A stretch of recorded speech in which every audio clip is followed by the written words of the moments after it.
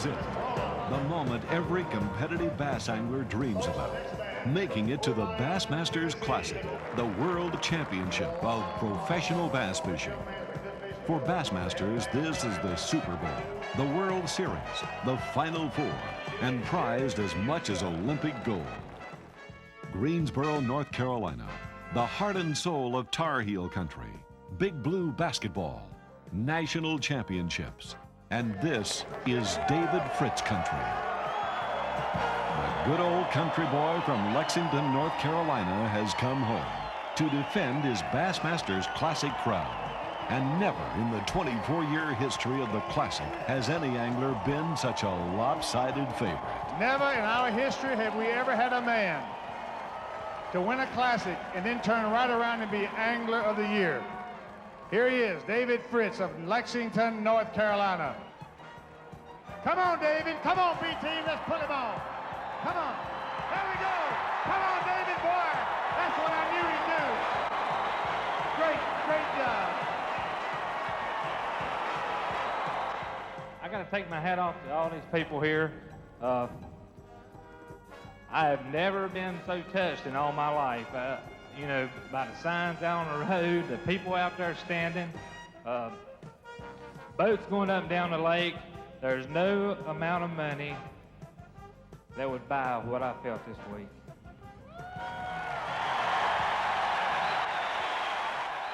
The Fritz Blitz, a career in a year. Winner of the 1993 Bassmasters Classic, followed by a victory at the Virginia Invitational. 6 top 3 finishes, including another win at the Georgia Top 100. Capped off with the coveted Bass Angler of the Year title, an unbelievable streak. Fritz won the Angler of the Year race in a walk by over 61 pounds. Can he keep it rolling? Can he win back-to-back Classic championships? David Fritz is really favored in this tournament, and I suppose there's several reasons for it, but probably the most reason is he lives about 15 miles from High Rock Lake, and David's fished this lake all his life. He spent a lot of time out here and probably knows the bottom of this lake better than any fisherman fishing in the tournament. But not only that, this, you know, in the summertime, David Fritz, his main suit and best suit is deep cranking. I try to key in on patterns, underwater patterns, you know, just like if you, patterns that people fish like docks on points or docks in coves or a grass line point or just whatever the pattern may be. I try to do that out here in open water, and I think that's what's made my success what it is. You know, I can realize what type of structure the fish are on, and most of the time I can go look for that or either duplicate it. And I think that's been the real key to, you know, successful structure fishing. One thing working against David is the water is up a little bit this year. It's higher than he would like to see it. If the water were 3 foot lower, I think David Fritz would have a great chance to win this tournament. Guys like Denny Breyer and Tommy Biffle are going to be, they're going to be strong in this tournament because the water is up and the fish are going to be congregated around certain docks. So flipping and pitching the jig is going to be another pattern that really should prevail. The conditions have changed a lot. We've had the lake come up, it's dirtied up some, and now it's starting to drop, which is an adverse condition, but I've seen that work in an angler's favor if he makes the right adjustment. I've been way up the river, and I think it's possible to catch them. You know, we catch them at home in that red, muddy water, and it's been red and muddy for several weeks now, so I think a guy could catch them up there, and maybe that might be my plan for Saturday. Our cameras will be following the action throughout the entire Bassmasters Classic, and you're lucky because you're going to have a fella in the boat, Ken Cook, former Bass Classic champion, who will be narrating and giving you the predictions of what these guys are going to do next and what they're doing at any given time. Ken, what do you think the strategy might be for winning this tournament? Ray, I think there's 2 possible strategies. There's 2 schools of thought on how to catch the most bass in this tournament on High Rock Lake. One is a shallow, object-oriented pattern, and the other is the offshore, deeper crankbaits and Carolina rig sort of thing. So it's going to be shallow or deep, and I think there's going to be really good fishermen at both those strategies. Rick Clunn, the 4-time winner of the Bassmaster Classic, knows about confidence more than anybody. Rick, do you think there's a chance that David Fritz can win this Bassmasters Classic here on his own lake? Well, there's always a chance, especially the groove that he's been in this year, but I really think that David is probably more beatable here than he is any of the other lakes that we fish, mainly because of his own teaching the locals how to fish his way. Most lakes David goes to, most people don't fish for the style of fish that he fishes for.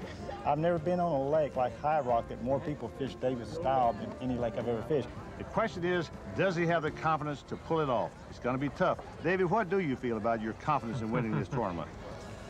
Well, I feel pretty good. I felt a little better right now than I did a few days ago. I was real confident after the time that we pre-fished. So really, we're just going to have to wait and see. We've got some different water coming in. We're going to have some changing situations, and it's going to be the man that can adapt to these situations the best. And hopefully, I can do that. I'm not saying that I can, but hopefully I can. It's going to be a tough tournament, but it's going to be a challenging tournament for not only David Fritz, but for 39 guys that are gunning for his hide. When he gets Stay tuned. The 1994 Bassmasters Classic World Championship from North Carolina's High Rock Lake will continue in a moment.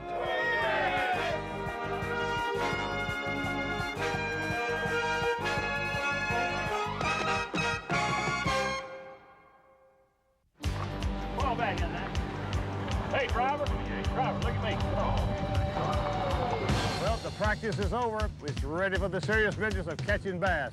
And these 40 top anglers are ready. We're right here ready to launch the first day of the tournament, and the fishermen are ready. The crowds are here by the thousands watching these boys take off. It's going to be an incredible day. The cream of the crop. 40 of the best bass anglers in the world. 35 seasoned pros qualifying from the Bassmaster Top 100 and Invitational Tournament Trails, plus 5 highly skilled amateurs, the Wrangler Anglers, selected through the Bass Angler Sportsman Society's Federation qualifying system. They face 3 days of tough pressure cooker competition. There's a $200,000 pot. The champion share is $50,000, but the title is worth much more in sponsor endorsements and fees, perhaps as high as $1 million. For some, just to reach this level is a goal, but for a select few, they know the true meaning of being the Bassmasters Classic champion of the world. 4-time Classic winner Rick Clunn, fishing his 21st consecutive championship, the most of any angler. 1974 Classic champ Tommy Martin, 18 times in the World Finals. Paul Elias, the 1982 champion, and a threat this time if the deepwater crankbait bite is on. 1983 Classic title holder Larry Nixon, the first to bankroll $1 million in B.A.S.S. winnings. Charlie Reed, the 1986 winner, and still qualifying at age 59, the senior of the field. George Cochran, winner in 1987 on the Ohio River with 15 pounds 5 ounces, the toughest test of the best yet. 1988 Classic champion Guido Hibden, who followed that with back-to-back Angler of the Year titles in 1990 and 91. And of course, defending champion David Thomas Fritz, the 1993 winner, by a 7-pound-plus margin at Alabama's Lake Logan Martin in his first ever Classic. But repeats are rare. Only Rick Clunn has achieved back-to-back Classic titles. Even with the home court advantage, David Fritz may be at a disadvantage. His popularity means fan support, curious spectators, press boats, TV cameras, wireless microphones, still photographers, all of which add up to distractions, as well as boat wakes that make fishing more difficult. But David is sticking with his offshore structure game plan. David is pulled into a little secondary point here inside Second Creek, and what it is the landowner here, apparently when the water was real low, has pushed out with a dozer a bunch of stumps that was up on the shore. He's pushed them out into a pile or a road that sits right next to some real deep water, and David's going to crank apparently inside and outside these little stump rolls. And it's the kind of place that a lot of fish can be. There you go. Guys, come on. David is starting off today with a chartreuse greenback pose 400 crankbait, his namesake crankbait that he's done most of his big success with. It's locally called a Homer color, and he's fishing it looked like in a 6 to 8 foot depth range. He's not fishing extremely deep, and that's why I believe it's probably not one of the weighted models, but it is his bait he fishes a lot, and it's obviously his confidence bait for this morning. High Rock Lake covers some 15,000 acres, but the Classic pros fear it will fish much smaller. Rain-swollen, muddy water is being pulled down the Yadkin River, pushing the anglers into the creeks, the clearer tributaries like Swearing Creek, Crane and Little Crane, and Second Creek, a busy place this morning. George Cochran planned to fish this riprap bank, but Claude Fish Fishburne got here first. And the Canton, Georgia pro is off to a fast start in his third Classic appearance. George, you got to give me a break, man.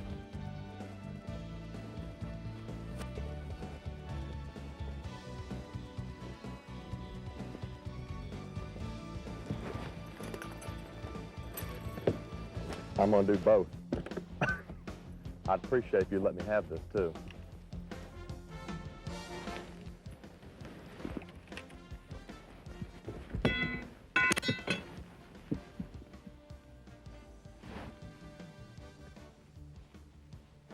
Just short. A keeper bass in this Classic must measure at least 14 inches long. The daily limit is 5. Let's check in with Ken Cook alongside the defending champion. David Fritz has one fish. It's a nice fish. He has had 2 other bites and has lost both of those fish. He's not started off real fast, but I don't feel like that's probably affected his confidence. He's already told us that he feels like his bite's better in the afternoon, so I'm sure he's pumping up for a later afternoon bite, which is typical for his style of fishing. You know, speaking of people that are very good at what they do, Tommy Biffle is known as one of the best flippers on the circuit. I think if the sun come out, it'd be a big help. I'd like to fish shallow with the water dingying up and everything. I'm kind of afraid to because they're pulling it. As soon as I catch 5 off these docks, that's probably what I'll go look and do, is try to go find some real shallow fish. For Claude Fishburne, his shallow water pattern is paying off big time. Claude's nickname is Fish, and his official sponsor is unique too. Team Grandma has backed him for 8 years on the tournament trail. 4 more like that. And then Grandma will be grinning. Oh, he got a big one. Oh. It's pretty obvious that we're going to have a lot of spectator traffic. We've counted as many as 57 boats already watching David Fritz fish, and it's obvious why they want to watch him. He's known to be the best at doing what he's doing. We'll be around the boat a couple times with that one, I bet.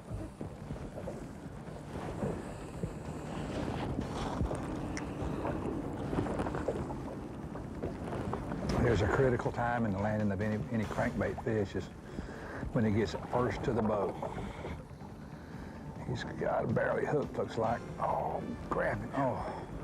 I'm sure it's another big boost to him to catch one more fish, get to the second fish in the box. You know, Kenyon Hill is a fisherman that's first-time Classic contender. He's fished the tournament trail for a few years now, but this is the first year he's qualified for the Classic. He's catching fish, a typical Oklahoma pattern. He's fishing the shoreline cover.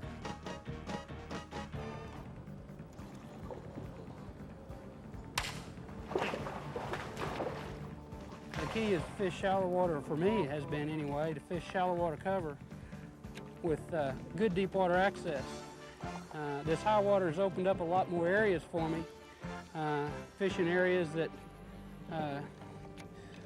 close to traditionally good summertime spots, meaning ledges and drops and long flat points. When you get this kind of condition, the cloud cover and the rain and the rising water, and all 3 of those things probably contributing to it, the fish are unbunching, they're scattering off the deep water structure, which would be a typical summer pattern for this type of a lake. It tends to scatter those same fish that would live on the structure, move into the shoreline cover and cruise up and down the shoreline, and it makes them more susceptible to the shallow fishermen like Mickey Bruce, who've had success, and Kenyon Hill has had success, and others. And so I think we're seeing the conditions playing into the hands of the shallow water fishermen more so than the offshore fishermen like Paul Elias and David Fritz. But don't count them out. It's not over yet by any means. At Deep Crankin, Paul Elias has few equals. In winning the '82 Classic, Paul made kneel and reel a popular style of offshore structure fishing. Earlier, he caught 2 keepers here, but the bite has slowed. He needs this one. Landing nets are not permitted in B.A.S.S tournament competition. A mean-tempered bass with a face full of treble hooks is a challenge, even if you need it to win the Classic. But Paul's got a handy solution. His Utter Hand, a protective fishing glove. The safety mitt is an idea of Ray Scott for handling fish. Well, we're coming up on noon, and obviously the weather has stayed pretty rainy, and we've left David Fritz. He's having seemed like a very tough day at the point we left him. He only had 2 fish. We believe that that's probably contributing to the success of the shallow water fishermen like Mickey Bruce. We stumbled on him. He has a good limit of fish, and we're going to follow him around a while and see if we can see him catch a big fish. The shoreline fish are biting. Claude Fishburne's got his spinnerbait pattern working in Second Creek. Tommy Biffle's still pitching a jig to the docks in Abbott's Creek, and he's got another keeper. Larry Lazone is running and gunning, hitting shallow water cover with a June bug-colored plastic worm, and it's working. This Florida pro has a 5 bass limit. How is Fish Fishburne handling the Classic pressure? Trying to tie on.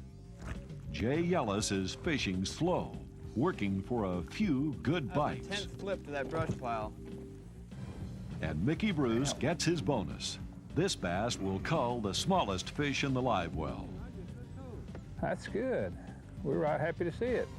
At the moment, Claude Fishburne's not clowning around. Fish is getting serious about this Classic, and that's no joke. Team Grandma is making a show at the big show. 8 years he's been on the bass circuit, and 3 occasions he's been here at the Classic with us. His highest finish this year was 22nd in the top 100 tournament on the Potomac River. Fish Fishburne, folks, he's a loose cannon, as someone said. Oh, watch out now. Oh, fish, come on. Crazy thing. So how many fish does he have, gang? I've lost count. Oh! Mercy, mercy. It's a pleasure to be here, Ray. I can imagine how. I've never seen a more dramatic entrance than you gave us today. Well, thank you, Ray. You know, the saddest thing about this is Grandma's not here today, but she'll be here the next 2 days. His grandmother is his sponsor, by the way. Watch his creel, folks. 14 pounds, 10 ounces, mark it, boom. There's your leader. How about it, 18? The day 1 leaderboard is a shocker. Not so much that Claude Fishburne's on top, but the tournament favorite David Fritz is in 28th place. Someone said there were more than 75 boats that were following you down the lake. Is that right?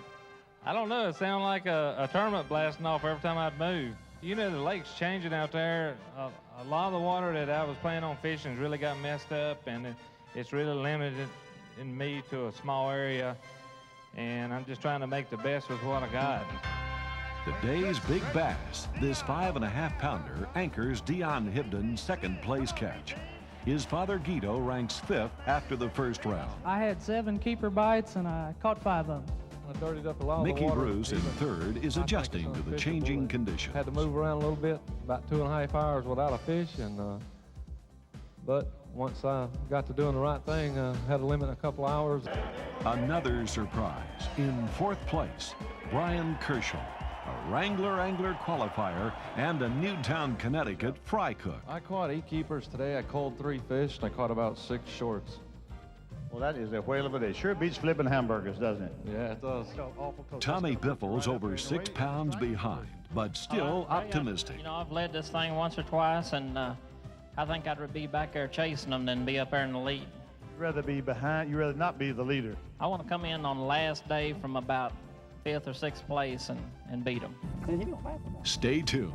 This special 1-hour presentation of the Bassmasters will continue in a moment.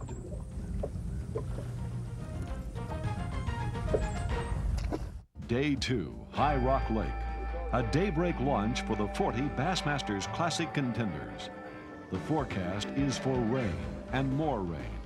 But over 2,000 spectators line the launching ramp and shoreline at Abbott's Creek. Hundreds more wait in boats to see the start and follow their favorite angler on the water. Professional bass fishing is catching on as a spectator sport. On the scoreboard, first day leader Fish Fishburne has a 2-pound, 2-ounce lead over Missouri pro Dion Hibden. But that can vanish quickly. On High Rock Lake, 4, 5, and 6-pound largemouth are routine. And Dion collected a $1,000 bonus yesterday in big bass money. Dion's onto a different pattern from other dock fishermen. He's staying out of the creeks, fishing man-made structures along the main river channel. Being they don't fish these outside docks as bad as they do the ones in the creeks. And especially with all this rain and dirty water and stuff coming down the lake, they've kind of left these outside docks alone. And the neat thing about it, I think most of the guys in the tournament have too. We found Fish Fishburne in his preparation for his primary spot. We watched him load his hooks with a lizard. He was loading the lizards with rattles, and he also was using a real heavy sinker pegged to the lizard. This morning, Kenyon Hill of Oklahoma is also flipping a lizard. But he's way upriver in a backwater area that remains clear, despite the muddy water in the main channel. Kenyon started today less than 5 pounds behind the leader. Not far away in Potts Creek, Chet Dothett gets a strike on a spinnerbait. The Florida pro weighed in a 5 bass limit yesterday. He's also pitching a jig in the shallow shoreline cover.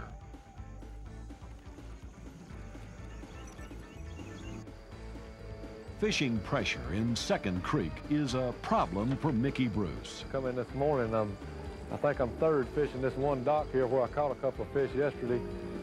And as you can tell by the technique I'm using, the fish are awful tight. And I have to just persistently cast and cast until I get one to bite. Guido Hibden, the '88 Classic winner, has had tough luck this tournament. He's lost some good fish, but here's a keeper that's going to this afternoon's weigh-in. Guido ranked 5th yesterday. His basic presentation is a jig and Guido bug pitched into shoreline cover.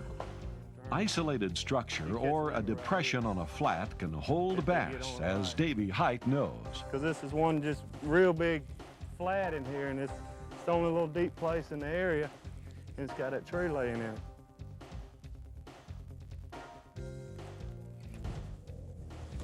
Stay tuned. The Bassmasters will be right back with more world-class bass catching action from the Bassmasters Classic Championship at High Rock Lake in North Carolina.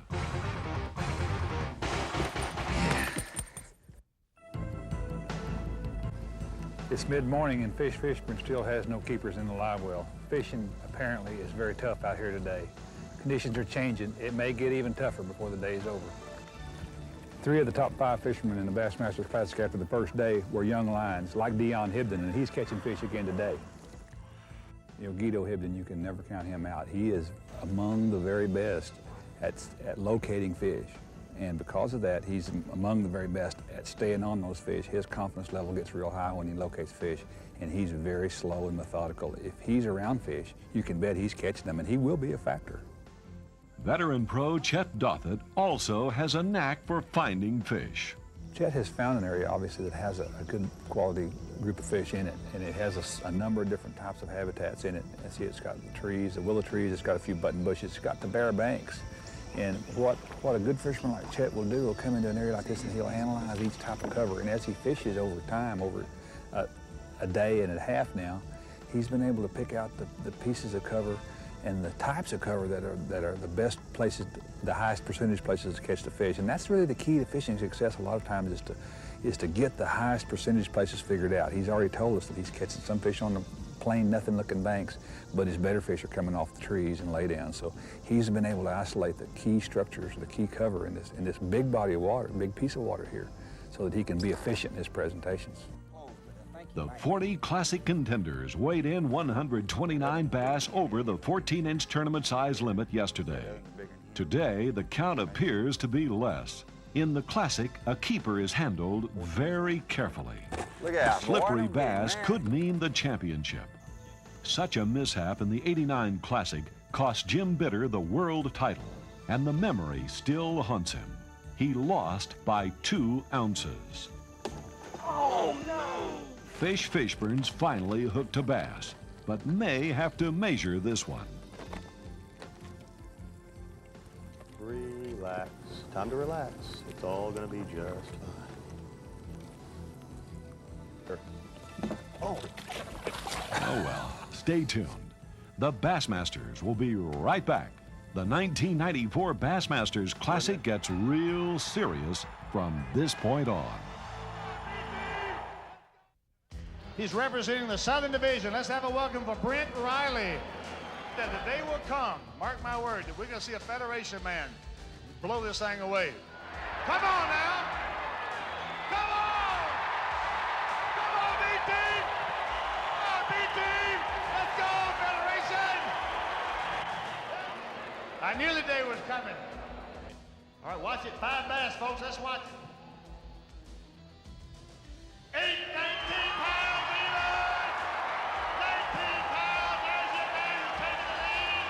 This can win the Classic for him right here. Hold up. But this test of the best is far from over. Don't count the old pro Guido Hibden out. 13 pounds and he does it. 13. A big bite can make a difference, and Ron Shuffield had the right bite. That's the one that will put him in the race. Now, yesterday's All leader, right. Claude Miracle Fish worker. Fishburne. Come on. Oh, Zip. You've gone from the lead to the bottom. Ray, it was great to be king for a day. Brian Kerschel, the final angler to weigh in today, finished dead last in the 1993 Classic. But he's back for another try, qualifying as the National Wrangler B.A.S.S. Federation champion. Brian is the first repeat Wrangler contender for the Bassmasters Classic title. All right, Federation. There's the man. He's taking the lead. This will do it, I believe. Do it, Kendrick. 12-14 to take the lead. He's taking the lead. 14 pounds. One is B-Team. I'm going to go out and try again tomorrow, and I think I might have something tomorrow too. So. Well, this is it. The perfect script. The final day, Classic 94. Brian Kerschel, an aspiring young pro who toots a fish whistle for luck, is living every bass angler's dream. He leads the Classic, matched against Guido Hibden, the veteran pro, the perfect role model for bass fishing wannabes. Guido's won it all. Brian leads Guido by 1 pound 4 ounces, but the pack is close behind. Any angler in the top 10 might do it with a big string today. Interestingly enough, the tournament leaders, Brian Kerschel and Guido Hibden, start fishing the same area in Second Creek, only a short distance apart. Brian's primary spot is a series of boat docks. He's using a plastic worm, keying in on larger piers and brush piles under the docks. Guido's working the shoreline cover in a cove, and as Ken Cook explains, pitching a jig. He's fishing it very slowly. He's using his Guido bug, I'm sure, as a trailer. He's putting in a lot of shallow cover, but he leaves it there a long time, and he's fishing very slowly, making multiple presentations. The slow approach Guido uses most of the time is really good in a lot of tournaments. If there are isolated pockets of fish and he can find one, he's always a factor. And that seems to be the case here. The fish are scattered, but they seem to be scattered in bunches. And there's only a limited amount of cover and water conditions that are really holding the fish. Brian Kerschel's actually fishing a very limited area, but keeps catching fish off the same docks. This bank has a good drop-off near it. He feels like the fish are moving up and onto the shore and holding and moving up and down this shoreline. It's very near deep water, and he feels that he has more fish moving in because of the rise in water. Guido's also flipping a plastic worm this morning. That bass may put Guido in the lead. Brian's not had a bite. Missed the first one. There he had a bite. It doesn't look like that big a fish that he just lost, but I know that's got to tell him that the fish are still here. Here. Calm down. Do your deal. I mean, fish are here for him to catch. It's just he's got to make it execute, make it work right. I don't believe that fish will really hurt him. It wasn't probably a keeper, but it is a really important fish because that first bite really gets you started.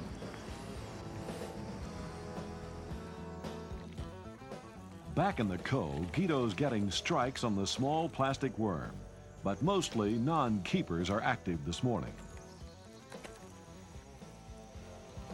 Hoping to get 1 or 2 off of these docks here. The ones coming up are real nice. They got brush all around them and good water. They should hold a few fish. I know the fish, this is just a matter of timing. The fish are all around. It's just you got to be there when they come up and feed. Seems like when they come up in big bunches and just line up on the docks, and you can go down and catch them. That's what it was like in pre-practice too. I just started fishing these docks with this worm. It just popped into my head to start, you know, I fish jigs and everything around the docks. I said, we'll try something smaller. You know, maybe they want a small prison. Here's one right here. I don't know if he'll keep. It'll be close.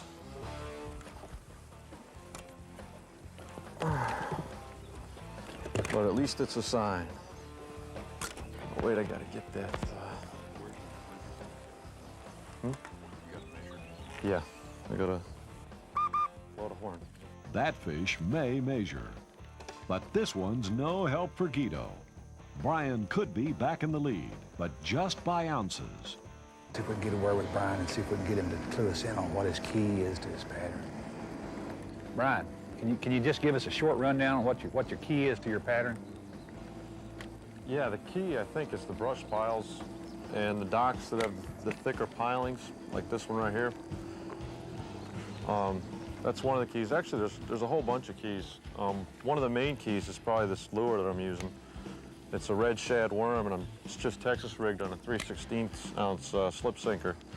And I'm just kind of doodling it around these pilings and the brush piles. And the key, I think, is the slower, the smaller bait, the finesse type deal here. Just like I was doing at the Nationals, except there I was doing it with the jig.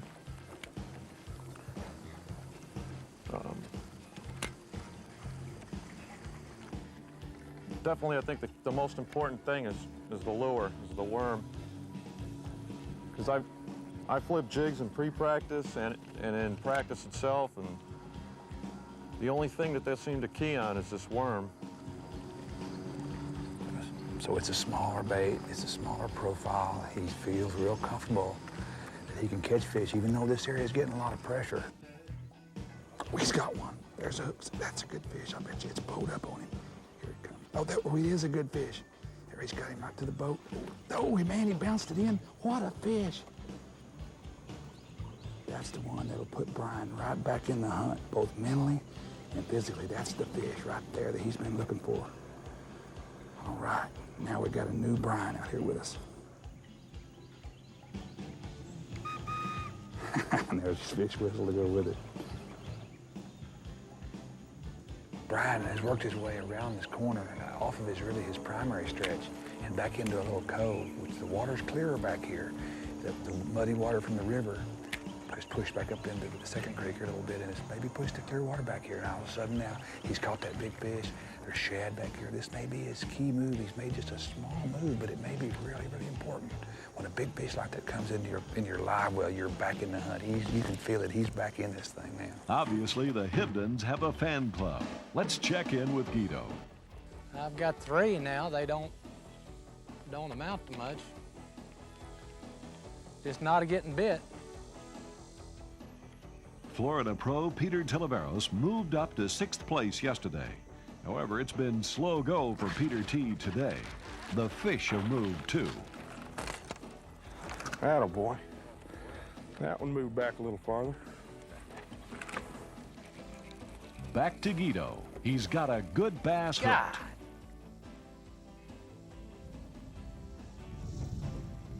I guess when you have one of them, you just have one. Now back to Peter T. This is one of those places Guido will sit for 45 minutes and then catch a 6-pounder.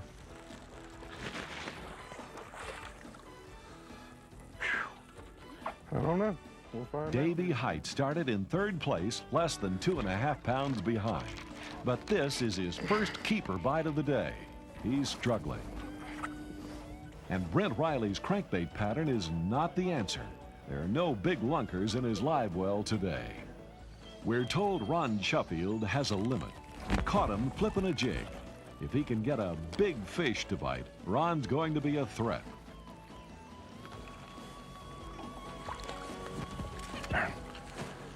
Like it's another short.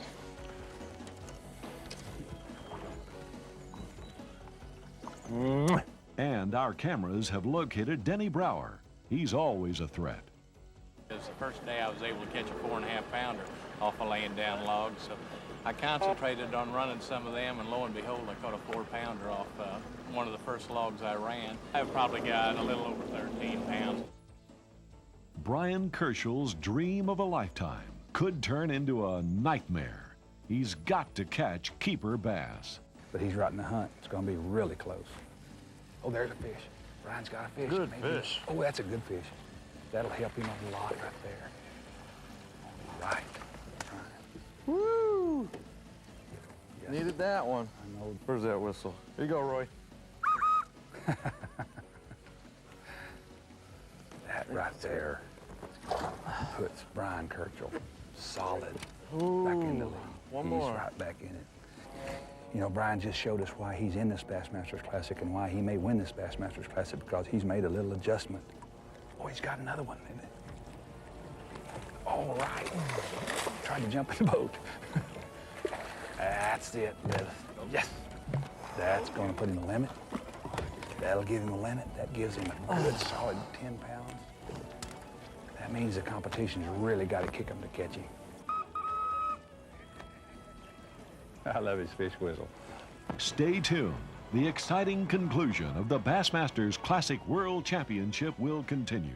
We've just learned that Tommy Biffles checked in with a big bag of bass. Wins and you know, second in the Classic and the fourth, and I believe I deserve it. The Bassmasters Classic, not just a fishing tournament. This is the World Championship. But the Classic is more than a fishing competition. It's a week-long, fun-filled celebration. More than 100,000 fans attend, seeing the newest in fishing tackle and equipment at a classic outdoor show that covers the 167,000 square foot Greensboro Coliseum. And Tournament Trail followers get their chance to meet the Bassmaster pros at a special photo day and Kids Classic. More than 1,500 youngsters participate in the Kids Classic and the Rubbermaid Bassmaster Casting Kids Clinic. But the big show is the final Classic weigh-in, complete with an opening fanfare of laser lights, fog machines, big screen TV, flag waving, gospel singing, country music, and indoor fireworks, staged to put bass fishing fans into orbit.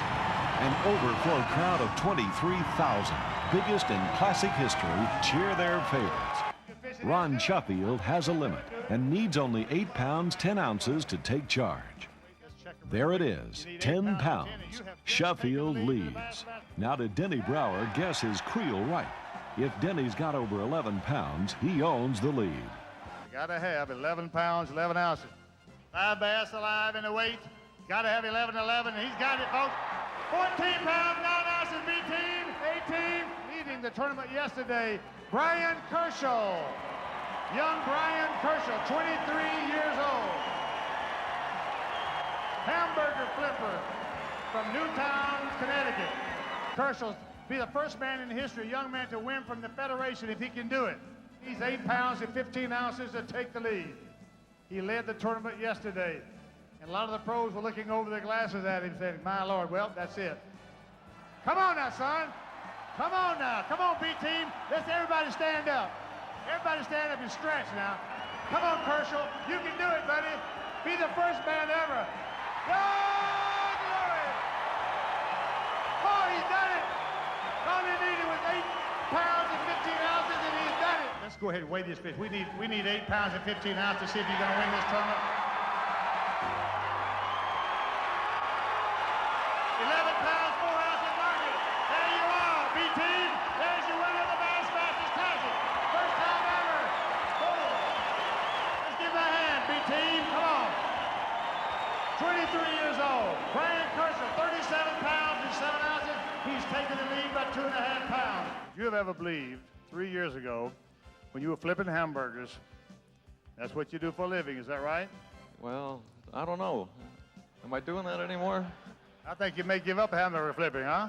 You realize what this means if you win this tournament. We only have one other man that's got a chance.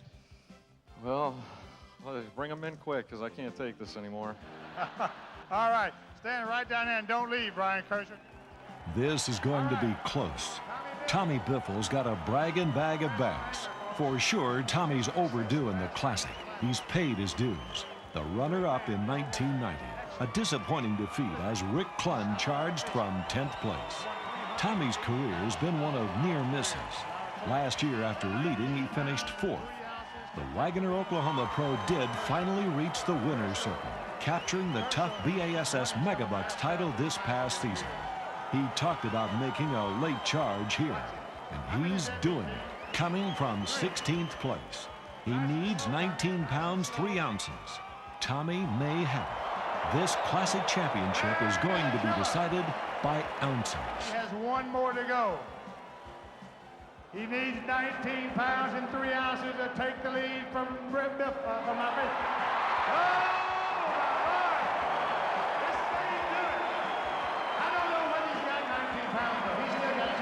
Small bass. Tommy Biffle was in 16th place. Tommy, your heart's beating, pal. You can probably hear it out here, Ray. I've been worried about it for a couple hours now. All right, 5 bass, 5. He's got to have 19 pounds and 3 ounces. He wins. If it's less than that, he loses. Kershaw wins. And he doesn't make it. 18 pounds and 13 ounces, but it's still a great job. Kershaw is your winner. Kershaw is your winner. Runner-up, Tommy Biffle.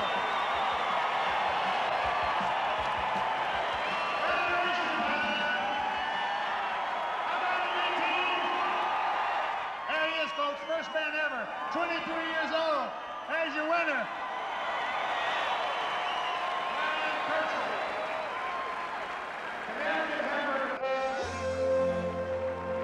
We hope you've enjoyed this special presentation of the Bassmasters, the 24th annual Bassmasters Classic World Championship from High Rock Lake in Greensboro, North Carolina.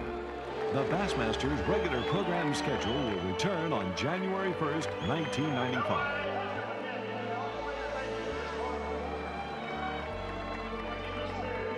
This special presentation of the Bassmasters, the 24th annual Bassmasters Classic, is dedicated to the memory of Brian Kershaw, the 1994 world champion. Brian died tragically on December 13th in a plane crash near Raleigh, North Carolina. He was returning from a sponsor meeting in Greensboro. The Bass Angler Sportsman Society, his fellow tournament trail pros, and B.A.S.S. Federation friends mourn his passing. Brian Kershaw's winning tradition will remain as an inspiration to Bassmasters everywhere.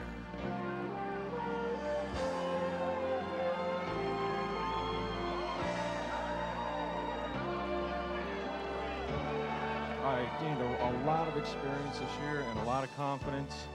And it was really because of the confidence, I think, that I was able to put some fish together in this tournament. Last year, I really had no confidence going into the tournament. I didn't do real well. But this year, I really feel confident. I got paired with some really good guys on the trail this year, and they taught me a lot, and the confidence is really what's doing it for me. I'm going to go out and try again tomorrow, and I think I might have something tomorrow, too. So. All right, that's good news. Tomorrow he's going to say, let's give a nice hand.